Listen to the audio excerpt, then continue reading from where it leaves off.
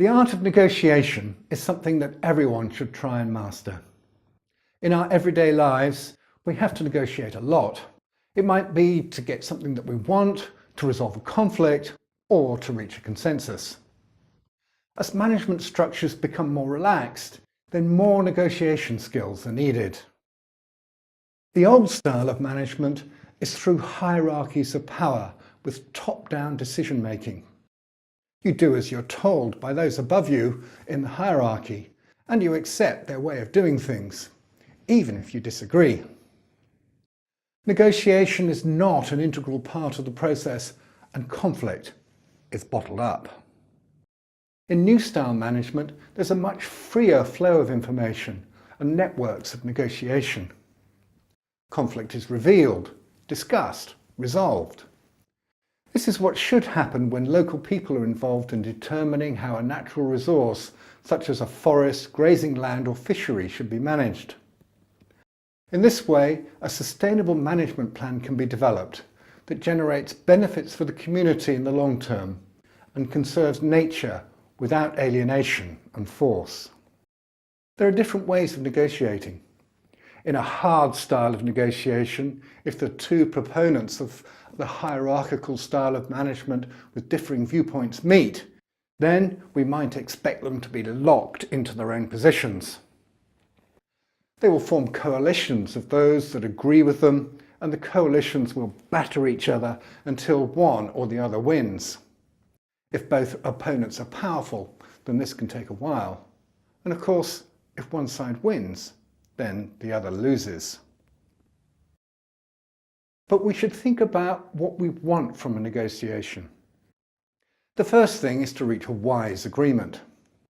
The second is that it should be efficient without protracted disputes. And the third is that the parties should end the negotiation on good terms.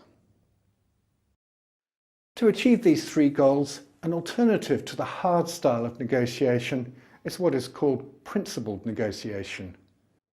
In this style, people are separated from the problem.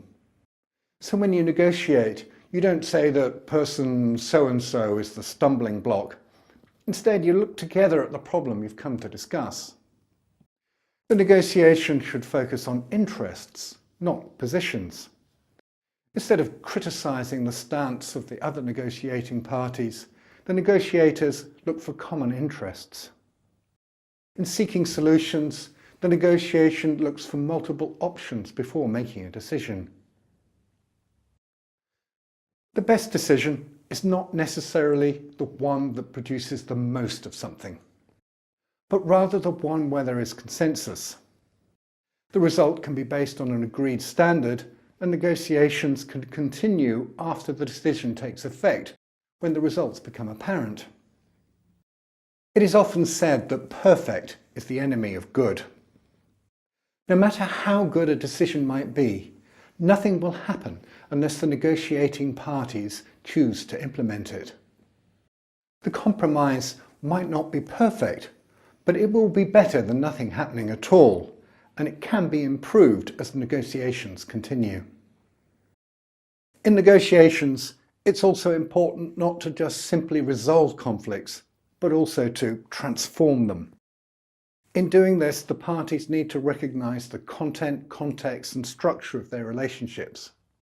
Conflict transformation recognizes that conflicts are normal.